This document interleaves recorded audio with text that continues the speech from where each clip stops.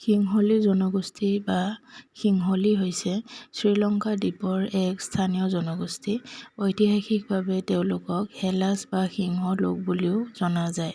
সিংহলীসকল শ্ৰীলংকাৰ সৰ্বশ্ৰেষ্ঠ জনগোষ্ঠী, যি শ্ৰীলংকাৰ জনসংখ্যাৰ প্ৰায় ৭৫% আৰু তেওঁলোকৰ জনসংখ্যা ১৬.২ নিযুতকৈও অধিক। সিংহলী লোকসকলে সিংহল ভাষা কয়, যি হৈছে এক দ্বীপপুঞ্জীয় ইণ্ডো-আৰ্য ভাষা। সিংহলী লোকসকল প্ৰধানকৈ থেৰাভাদা বৌদ্ধ ধৰ্মাৱলম্বী। যদিও সিংহলীসকলৰ এক গুৰুত্বপূৰ্ণ সংখ্যালঘু লোক খ্ৰীষ্টিয়ান ধৰ্ম আৰু অন্যান্য ধৰ্মৰ শাখাও অনুসৰণ কৰে।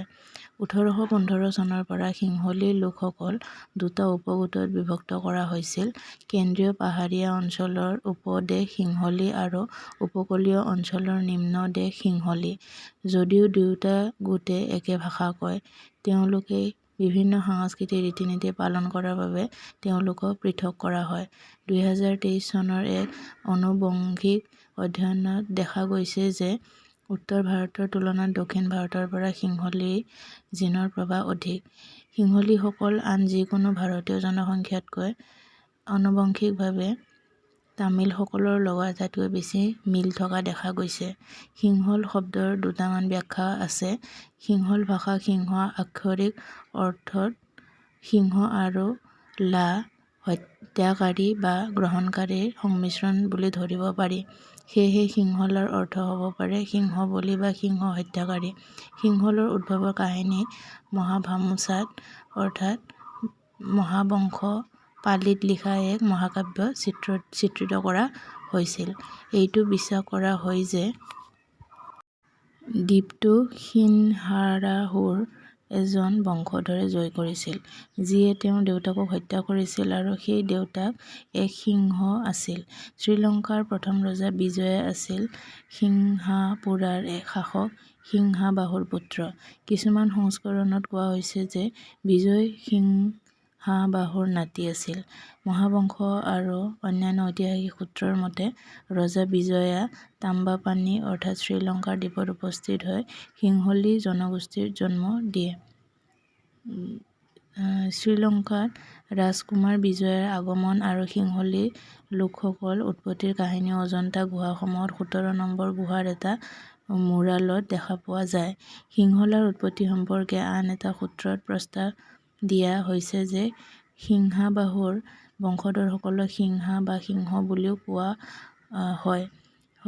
তেওঁলোক সিংহৰ পৰা অহা বাবে বা তেওঁলোক সিংহৰ দৰে সাহসী হোৱাৰ বাবে সিংহলা বোলা হয়।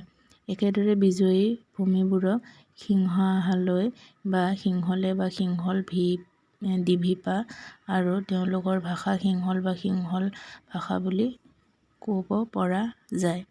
সিংহলীসকলৰ প্ৰাৰম্ভিক লিপিবদ্ধ ইতিহাস দুটা নথিত লিপিবদ্ধ কৰা হৈছে: খ্ৰীষ্টপূৰ্ব ৪ৰ্থ শতিকাৰ আশে-পাশে পালি ভাষাত সংকলিত মহাভামচা অৰ্থাৎ মহাবংশ আৰু পিছৰ কুলভামচা অৰ্থাৎ কুলবংশৰ প্ৰথম খণ্ডটো সম্ভৱতঃ খ্ৰীষ্টীয় ত্ৰয়োদশ শতিকাত বৌদ্ধ সন্ন্যাসী ধম্মাকটিয়ে সংকলিত কৰিছিল। এই প্ৰাচীন উৎসসমূহে ১৫০০ বছৰ ধৰি চলি থকা শক্তিশালী প্ৰাচীন সিংহলী ৰাজ্য অনুৰাধাপুৰা আৰু পোলোন্নৰুৱাৰ ইতিহাস সামৰি লৈছে। মহাবংশত ধানৰ পথাৰ আৰু জলাশয়ৰ অস্তিত্ব বৰ্ণনা কৰা হৈছে, যিয়ে সুবিকশিত কৃষি সমাজৰ ইংগিত দিয়ে।